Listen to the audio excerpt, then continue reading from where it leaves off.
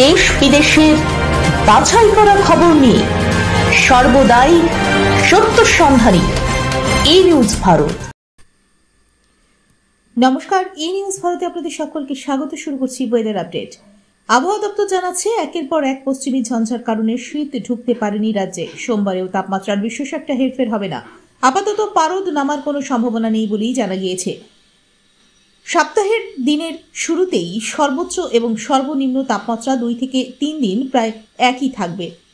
এরপর তাপমাত্রা আরও 2 থেকে 3 ডিগ্রি বাড়তে পারে বলে জানিয়েছে আবহাওয়া দপ্তর। সোমবার সকালে আকাশ সামান্য কুয়াশাচ্ছন্ন থাকবে, তবে বেলা বাড়লেই পরিষ্কার হয়ে যাবে আকাশ।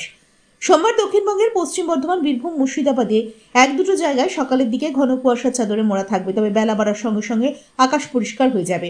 গোটা দক্ষিণবঙ্গ জুড়ে মূলত শুষ্ক আবহাওয়া থাকবে। তাপমাত্রার বিশেষ কোনো হেরফের হবে না। সোমবার উত্তরবঙ্গের সবকটি জেলাতেই ঘন কুয়াশার চাদরে ঢাকা থাকবে। এইসব জায়গায় দৃশ্যমানতা 200 মিটারের নিচে নেমে যেতে পারে। আজ কলকাতায় প্রধানত রৌদ্রোজ্জ্বল দিন। আজ কলকাতা ও তার পার্শ্ববর্তী অঞ্চলে দিনের সর্বোচ্চ তাপমাত্রা 23 ডিগ্রি সেলসিয়াস, সর্বনিম্ন 13 ডিগ্রি সেলসিয়াস। বাতাস আপেক্ষিক আর্দ্রতার পরিমাণ 52%। ব্যুরো রিপোর্ট, ই নিউজ ভারত।